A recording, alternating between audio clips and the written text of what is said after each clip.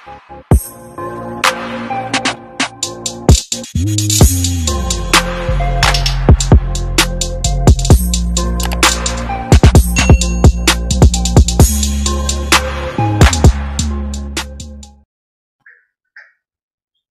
guys, balik lagi bareng saya Rapcu Tarigan.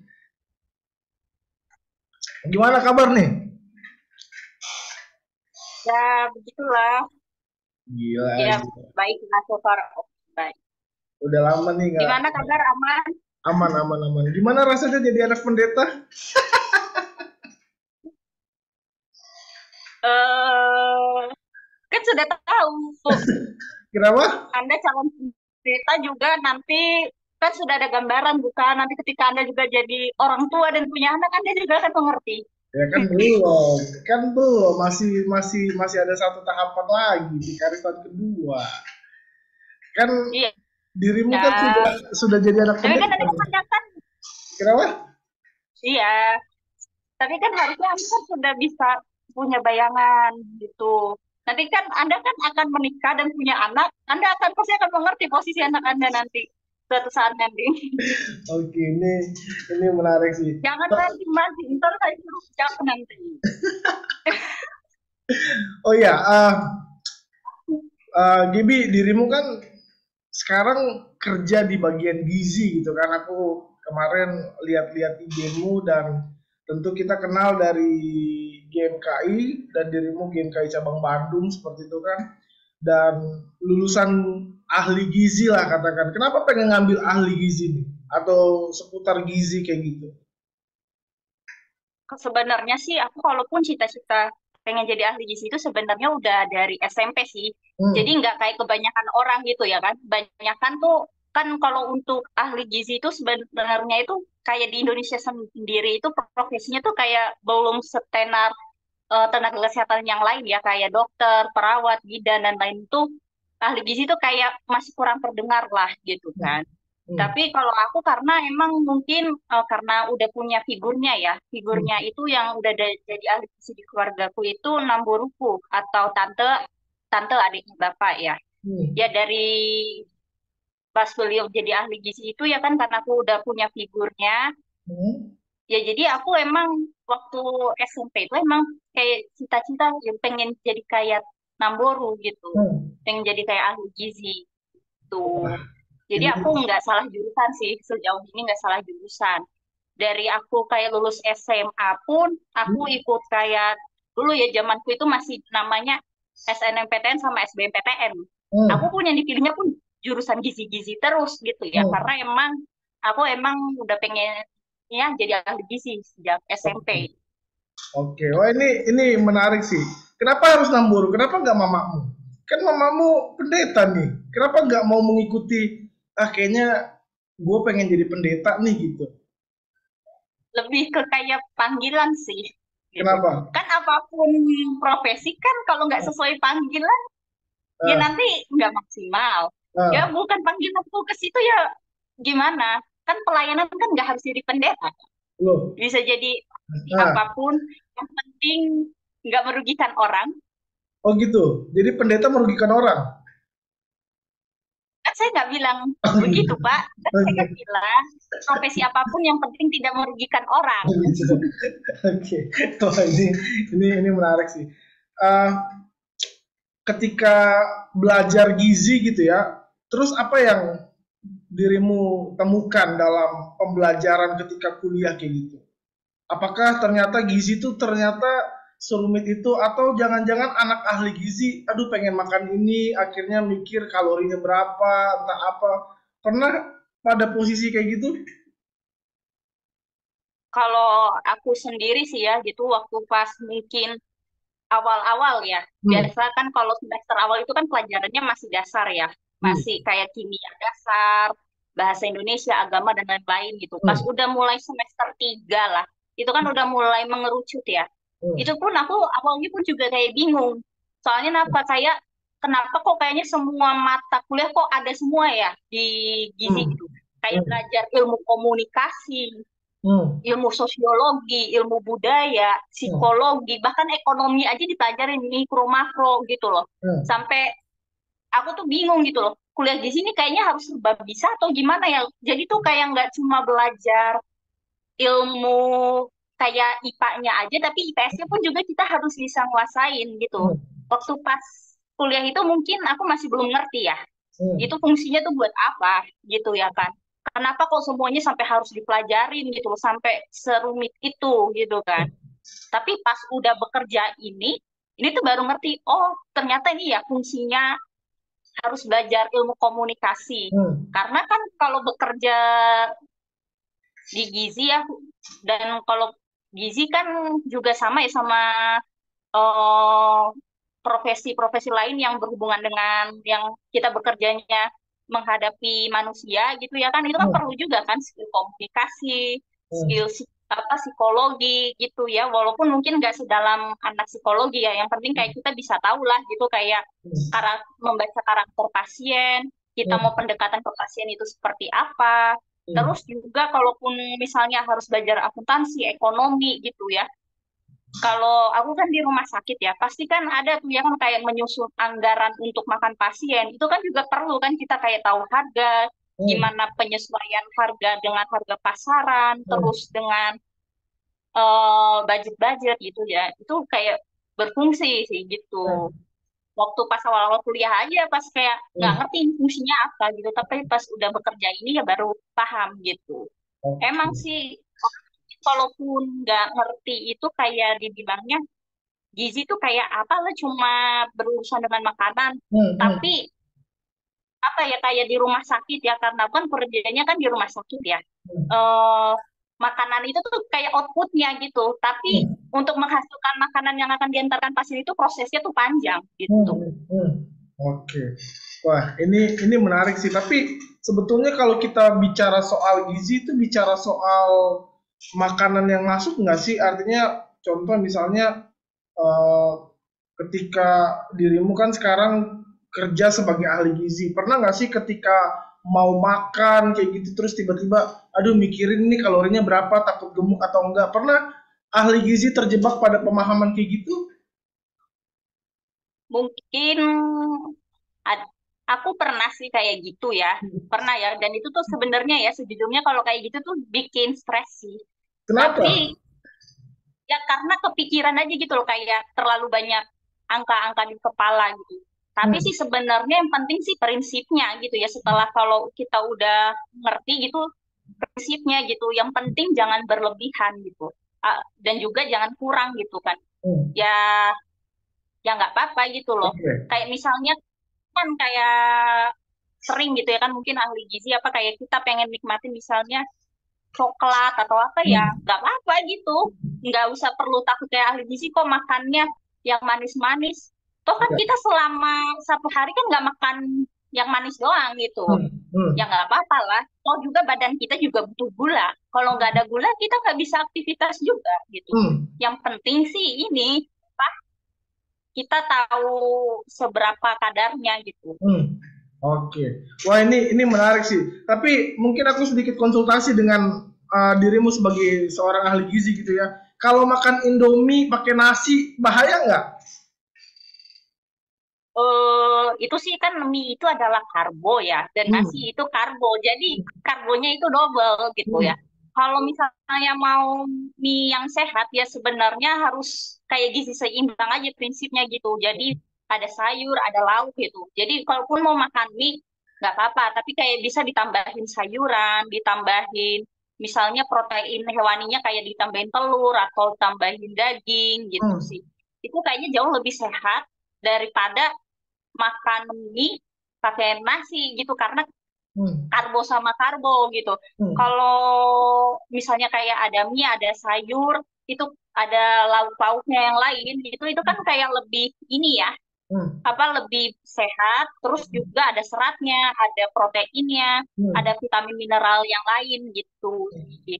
Dan juga gini sih, prinsipnya kalau kita makannya beragam itu sebenarnya untuk apa ya, jadi kita tuh kenyangnya juga bisa lebih lama juga sih gitu. hmm, Yang bikin kenyang lama itu kan kayak karena ada serat sama protein hmm, tuh. Kalau cuma misalnya makan mie pakai nasi pasti nanti nggak lama kemudian lapar lagi dia, karena itu diserap apa pengeluaran di lambungnya itu dia tuh kayak lebih cepat gitu ketimbang Hmm. kalau misalnya ada sayur sama ada lauk yang lain gitu.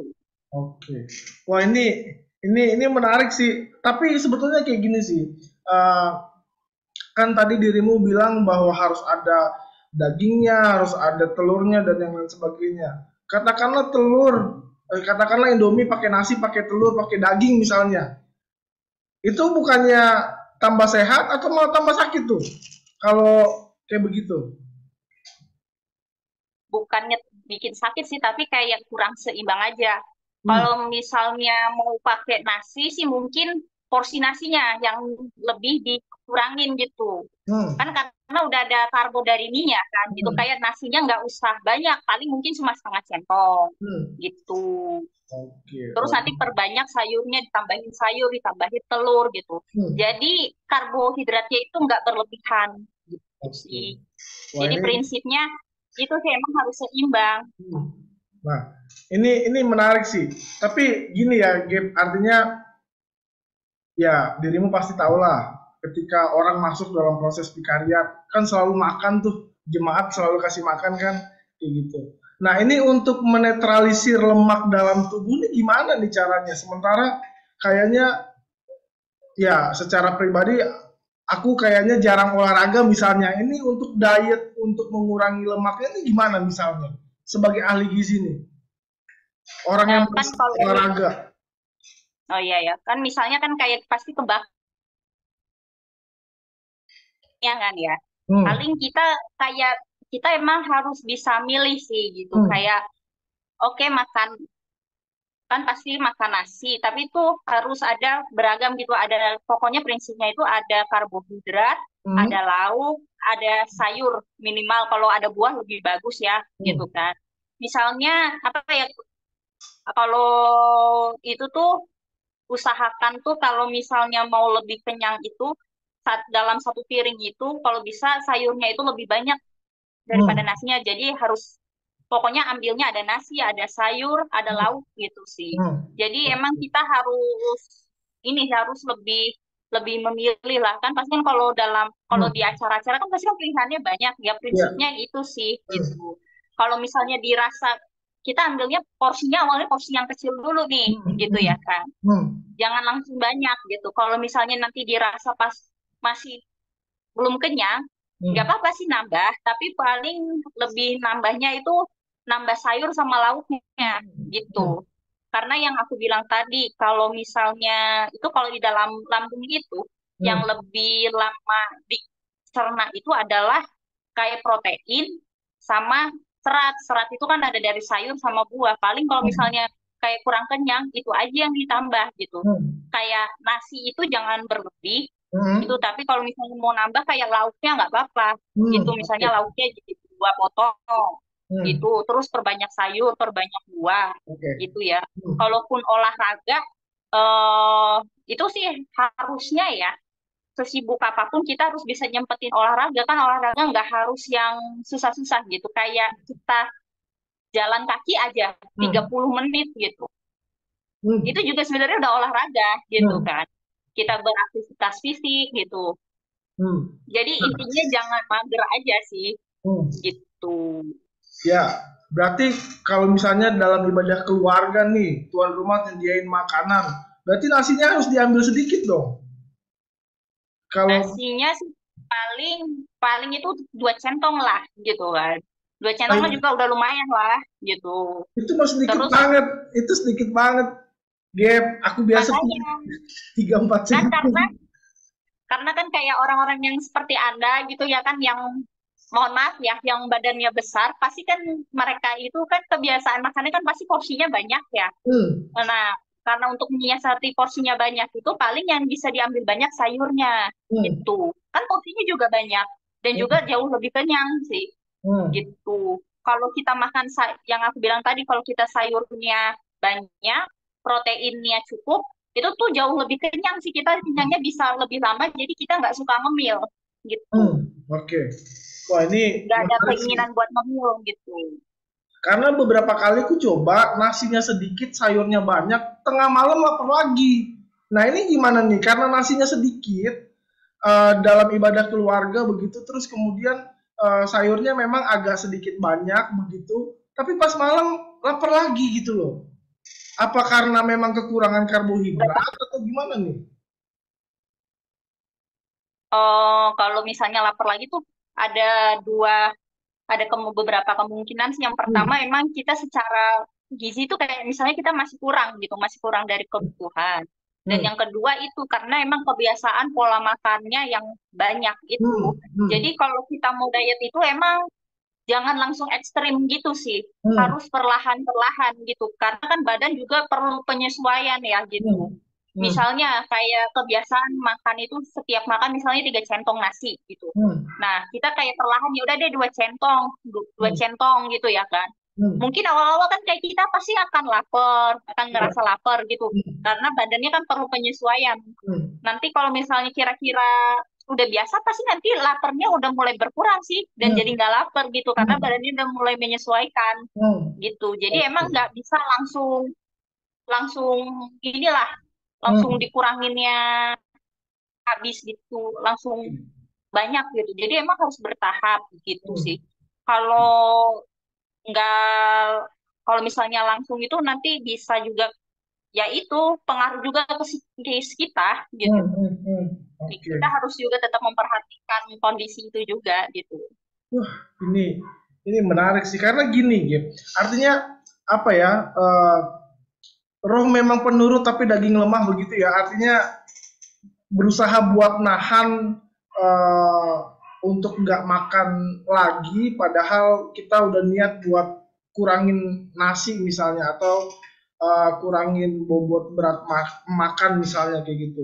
Tapi sering tergoda untuk kemudian makan lagi. Ini gimana mensiasati biar nggak terpancing buat makan lagi di tengah malam nih, kayak gitu. Nah, kalau biasa tengah malam, itu kadang ada sih yang namanya itu lapar palsu gitu. Hmm, Sebenarnya kita kondisinya itu bukan lapar gitu hmm, ya. Bisa sering tuh kayak kita tuh kayak kurang cairan gitu. hmm, Jadi emang kalau mau ngetes kita beneran lapar atau enggak, kita minum dulu gitu. hmm, Setelah minum, kalau misalnya masih nggak ada rasa, kita jadi nggak pengen makan, jadi nggak lapar lagi gitu. hmm, Oh ya udah berarti itu yang kita lapar palsu. Tapi kalau hmm, udah setelah minum kita masih lapar, ya hmm. berarti emang beneran lapar. Itu sih. Nah, kalau Dan juga beneran kalau lapar itu makan atau itu, ditahan sampai udahlah lebih baik tidur biar nggak terpengaruh buat makan kayak gitu. kalaupun misalnya kalau nggak ada pekerja, kan itu juga begadang juga sebenarnya juga termasuk ini sih apa faktor resiko juga kita untuk jadi kelebihan berat badan ya. Hmm, Karena ini apa kalau badan kita nggak tidur kan jadi otak kita itu menangkapnya kita tuh masih beraktivitas hmm, gitu. Jadi kan kalau hmm, kita beraktivitas kan kita butuh energi ya gitu. hmm, Pasti kita akan jadi lapar lapar juga gitu. hmm, Tapi sekiranya kalau misalnya namanya kan kalau misalnya ada lah ya anak kuliah atau yang ada yang mereka harus terpaksa banget mereka harus tidurnya malam ngerjain tugas atau ya pekerjaan-pekerjaan yang lain lah kayak mungkin yang tenaga kesehatan ya yang hmm, shift malam gitu ya kan yang mereka harus terjaga di malam hari gitu ya.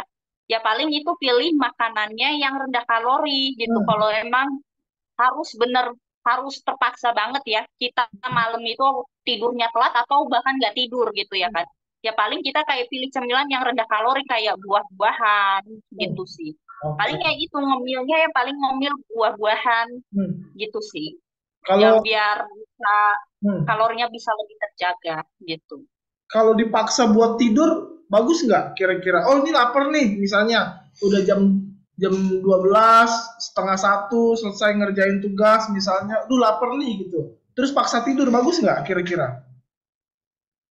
Ter- kalau kalau pengalaman aku ya kalau aku kayak gitu emang kan ada beberapa orang juga yang Hmm, kalau dipaksa tidur, oke lah dia nggak akan kepikiran lagi buat makan hmm, gitu ya hmm, kan. Tapi emang kalau misalnya kayak kita jadi lapar gitu nggak apa-apa kayak minum air putih. Paling kalaupun ngemil yang aku bilang tadi ngemilnya hmm, yang hmm, cukup rendah kalori gitu kayak hmm, makan. buah-buahan gitu ya kan, atau mungkin cemilan-cemilan kan banyak lah ya yang di pasaran itu cemilan-cemilan yang rendah kalori kayak snack-snack rendah kalori ya gitu. Hmm. Itu nggak apa-apa gitu sih baru, tapi jangan langsung tidur ya kan, namanya juga orang habis makan itu kan perlu perlu waktu untuk mencerna ya kan, palingnya 30 menit lah setelah makan baru tidur. Paling sih itu kalau emang kayaknya dirasa aduh lapar banget gitu. Hmm. Bahaya nggak sih kalau habis makan terus tidur? Dampaknya apa kira-kira? Kalau langsung tidur ya gitu. Mung- Mungkin kalau orang yang itu apa sih lebih yang berasa itu kalau orang punya penyakit lambung ya. Kan Hmm. makanan itu kan harus nyampe lambungan ya. Kalau belum Hmm. mau nyampe lambung kan pasti kan dari kita proses mengunyah sampai menelan ini kan perlu proses ya kan gitu. Hmm. Nah, itu kalau langsung tidur dan makanannya belum sampai lambung itu istilahnya tuh reflux gitu ya. Hmm. Hmm. Posisi kita tidur nanti keluar lagi gitu. Jadi Hmm. makanya harus diusahain yang kalau misalnya emang udah kayak malam gitu ya kan. Udah malam dan kayaknya kita udah kayak ngantuk tapi kita lapar gitu ya kan. Udah setelah makan ya paling tunggulah minimal 30 menit baru kita tidur supaya Hmm. mencegah makanan itu tuh keluar lagi gitu Hmm. biar nggak jadi muntah gitu. Hmm. Apalagi itu tuh kalau orang yang punya penyakit GERD ya, GERD itu tuh kayak ada kan ada kerongkongan sama lambung itu kan ada katupnya. Nah, GERD Hmm. itu tuh si katupnya itu yang penghubung antara kerongkongan sama lambung itu tuh dia udah lemah gitu. Hmm. Makanya Hmm. jadi kalau kita posisinya langsung tidur itu tuh dia resiko tuh si katupnya itu bisa kebuka, makanya makanannya bisa keluar gitu. Hmm. Makanya harus teratur itu jam makannya kayak jam segini makan, jam segini tidur, jam Hmm. segini ngapain gitu. Jadi emang segala sesuatunya ya itu lagi sih. Hmm. Kalau kayak makan itu emang harus ini juga sih, harus diatur juga waktunya Hmm. gitu. Kayak kita bangun jam berapa, nanti Hmm. makan jam berapa, ngemil jam berapa, makan siang jam berapa, Hmm. terus makan malam jam berapa, tidur jam berapa. Jadi emang harus teratur lah segala Hmm. sesuatunya Hmm. gitu. Hmm. Oke. Harus teratur kalaupun emang kepaksa banget Hmm. yang tadi aku bilang sih gitu. Tapi Wah. usahakan setiap harinya itu teratur lah gitu Hmm. kan. Kan Oke. kita kan punya waktu 24 jam kan, masa Hmm. harusnya cukup lah gitu Hmm. kan. Hmm. Hmm. Kita bisa atur waktu, tahu yang penting sih tahu prioritas aja gitu. Wah, ini menarik sih. Tapi eh, gini, Gap. Eh, aku berpikirnya gini. Kalau kalau misalnya badan gemuk nih, kayak kayak aku misalnya, lalu kemudian dengan berat badan yang mungkin mungkin juga terbiasa makan banyak kayak gitu. Itu kalau seandainya langsung diet ekstrim berbahaya nggak sih kira-kira menurut menurut menurut dirimu sebagai ahli gizi kayak gitu? Ekstrimnya tuh kayak langsung ngurangin makannya langsung banyak gitu ya, atau bahkan jadi nggak makan gitu ya Misalnya Kak. gini, ah makan pagi nggak usah deh, langsung rapel jadi makan siang gitu, misalnya. Oh, itu kan jadi makannya nggak teratur ya. Misalnya ya, Hmm. kita apa ngeskip makan pagi nih gitu. Hmm.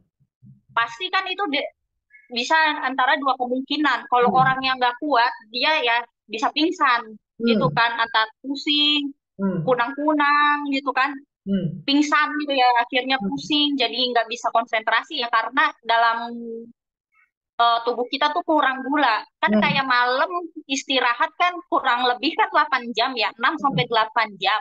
Dan itu kan selama istirahat itu kita kan nggak ada asupan makanan kan. Jadi tuh Hmm. di istilahnya itu tuh kayak kondisinya kan pada saat kita tidur itu kan badan tuh kan puasa ya.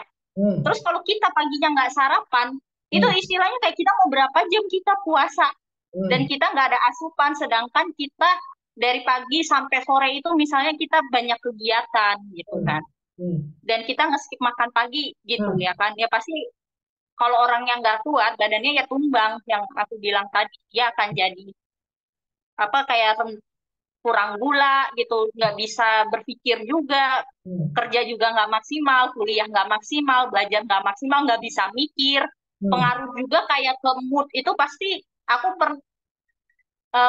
kamu kan dulu pasti tahu lah ya, dulu aku waktu kuliah mungkin sering kan ngeskip ngeskip makan gitu. Hmm. Dan itu tuh yang aku rasain, yang mood aku tuh kacau. Hmm. Secara psikologis itu juga pengaruh ke mood itu kacau Hmm. gitu kan. Hmm. Satu hari itu mood itu nggak bener pasti kalau kita makannya kurang gitu kan. Hmm. Nah, dan juga kalaupun yang kedua, kalau oke dia nggak tumbang, tapi nanti Hmm. pas pas makan siang, dia makannya tuh jadi kalap Hmm. karena dari paginya lapar banget Hmm. gitu kan. Dia Hmm. dia pasti akan apa aja dimakan gitu. Udah nggak mikir lagi ini makannya sehat atau nggak mikir lagi ini tuh kelebihan apa enggak gitu. Karena Hmm. memenuhi yang karena dia udah lapar banget gitu sih. Hmm. Jadi Oh. emang yang pertama itu kalau kita mau kurangin berat badan Hmm. gitu ya, pokoknya diet. Diet itu tuh jadi diet itu adalah artinya ya secara itu tuh nggak hanya cuma ngurangin berat badan. Diet itu Hmm. adalah mengatur. Jadi Hmm. bisa untuk menambah berat badan dan mengurangi berat badan. Hmm. Yang Oke. pertama itu adalah pasti kita atur dulu pola hidup kita harus Hmm. teratur. Hmm. Gitu, kita harus teratur gitu. Kayak bangun pagi jam berapa, sarapan jam berapa, Hmm. terus misalnya mau ngemil jam berapa, makan siang jam berapa, ngemil yang kedua jam berapa, makan malam jam berapa, dan tidur lagi jam berapa. Gitu. Jadi emang harus semuanya diusahakan harus sesuai waktunya gitu. Hmm. Nanti juga lama-kelamaan kalau kita udah lebih teratur tuh nanti tuh kayak sinyal lapar kenyang kita tuh udah teratur gitu loh. Hmm. Pasti nanti misalnya kita udah kebiasaan ya, kayak misalnya oke misalnya jam 5 pagi kita bangun Hmm. gitu. Terus nanti jam 6 kita sarapan.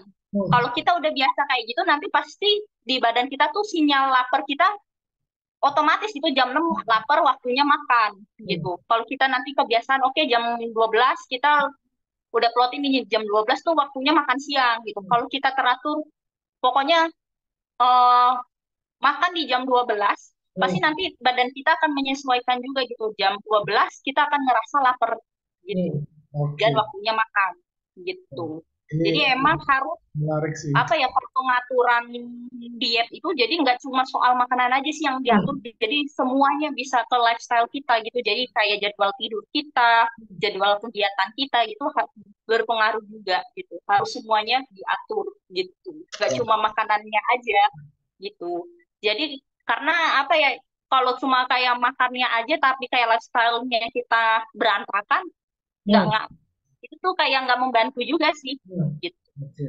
Wah ini. Karena kan Hmm. badan kita nih Tuhan tuh udah merancang ya. Hmm. Badan kita tuh bisa dilatih sebenarnya Hmm. gitu. Hmm. Oke. Wah ini menarik sih. Tapi kan gini, eh, kebiasaan orang ya, kebanyakan orang kalau dia lagi makan terus sambil minum, itu gimana? Bahaya nggak? Misalnya nih, kan ada orang yang bilang, oh makan dulu habisin baru minum, atau ada tipe orang yang makan sambil minum gitu loh, minum air putih misalnya. Nah, oh ya tujuan itu balik lagi sih ke tujuannya. Kalau misalnya kayak Hmm. kita mau ngurangin berat badan ya. Hmm. Nah, itu tuh kalau kita misalnya minum dulu baru makan, kalau dengan orang yang lagi mau nurunin berat badan itu cukup ya lumayan itu bisa membantu sih. Kan karena kan udah lebih kenyang duluan kan, ada Hmm. lebih lah terisi kita minum air gitu kan. Hmm. Jadi makannya nanti jadi nggak lebih banyak gitu. Hmm. Kalau orang yang kita kayak aku nih, kayak misalnya mau naikin berat badan, ya emang diusahain makannya dihabisin dulu biar apa? Biar makanan yang mau dimakan tuh masuk dulu gitu. Hmm. Jadi Jadi antara biar cukup puas gitu. makan sambil minum tuh nggak masalah jadinya, nggak jadi masalah itu. Nggak masalah sih. Yang Hmm. bahaya itu kalau makannya cepet-cepet biasanya. Apa Hmm.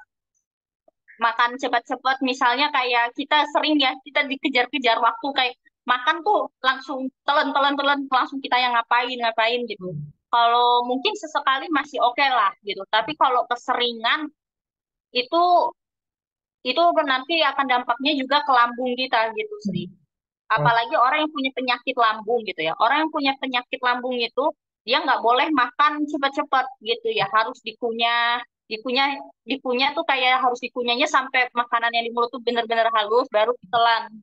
Biar nggak memperberat si kerja Hmm. ginjal lagi kerja lambungnya Hmm. gitu. Oke. Wah ini menarik sih. Pertanyaan terakhir, Gap. Aku tuh penasaran. Ada orang atau mungkin banyak orang yang tidurnya ngorok misalnya, itu apakah berpengaruh pada gizinya atau memang itu lebih kepada lemak yang menghimpit dalam badannya seperti itu? Ngorok itu ada itu tuh sebenarnya tuh itu tuh kayak indikasi ya, Hmm. indikasi di pernafasannya tuh kayak ada ininya hambatannya gitu sih, Hmm.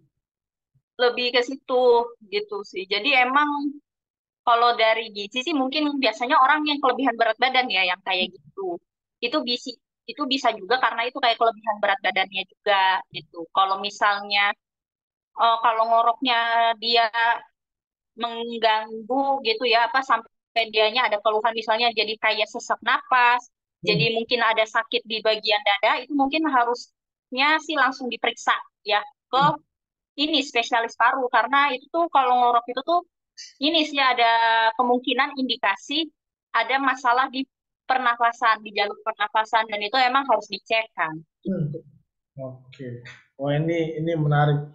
Gabriela, thank you udah ngobrol nih bareng gue, karena gimana ya, nggak tahu, mungkin ya dirimu sebagai anak pendeta tahu lah ya, vikaris-vikaris ini kalau sudah makan kan udah nggak ada udah nggak ada kontrol gitu kan. Jadi Bisa nggak sih kalau misalnya tentang pendetanya?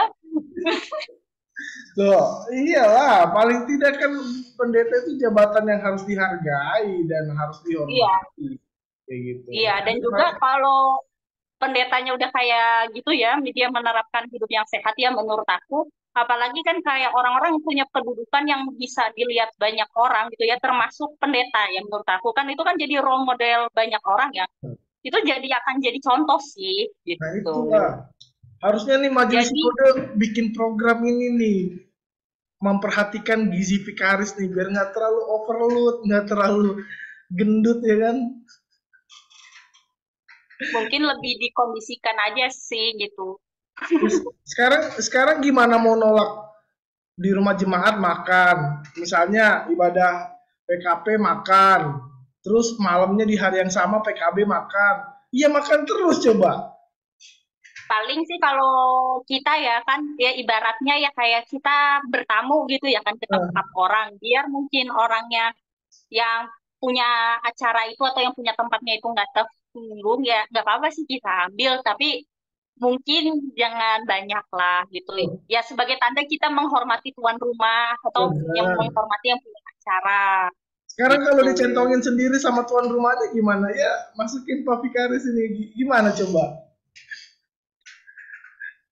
ya mungkin emang harus ini sih kalau kalau aku ya gitu kalau kitanya udah sering kayak gitu pasti nanti orang juga akan ngerti sih gitu Ya. jadi emang ya gitu sih kalau dari aku ya. Kalau aku kan mungkin posisinya kan bukan vikaris ya. Tapi kan Aku dirimu kayak orang anak awam pendeta tuh gitu. selalu lebih tinggi daripada vikaris. Eh, Iyalah, anak pendeta tuh anak selalu pendeta lebih itu tinggi. manusia biasa juga kali. Sama kayak anak-anak yang lain. Enggak lah. Sama lah kayak anak-anak yang lain. Anak-anak yang lain Pendeta bukan sekarang Tuhan Yesus yang tidak berdosa, hei. tuh, sekarang gini, kalau datang ibadah keluarga, misalnya ibadah GP deh, yang dibungkusin siapa? Anak pendeta. Ini buat mamamu kan gitu. Iya, gitu. Kita Tapi sih harus kalau aku kan karena di rumah banyak orang ya kan gitu. Ya eh, emang jadi diatur lagi sih gitu. Karena misalnya kita oh udah makan ya udah dimasukin lagi ke kulkas. Jadi buat besoknya diangetin jadi makan besok kita nggak usah masak gitu. iya, Kan ya, kalau misalnya di tempatmu kan pasti kalau ada kulkas ya nggak apa-apa sih. Misalnya eh, dibungkusin gitu.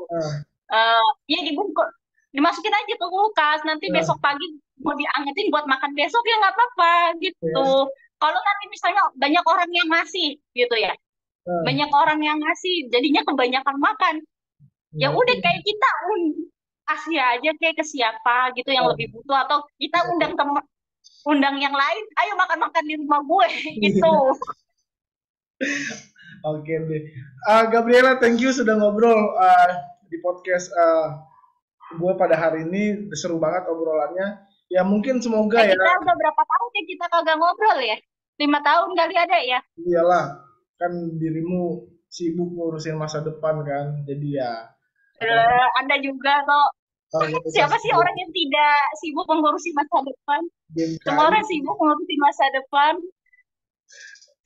Ya udah kalau kayak gitu kita stop meeting dulu. Thank you very much sudah ngobrol dan paling nanti gua upload lah hari ini videonya karena keren. Thank you ya. Oke, ya. Yuk, gua stop record dulu.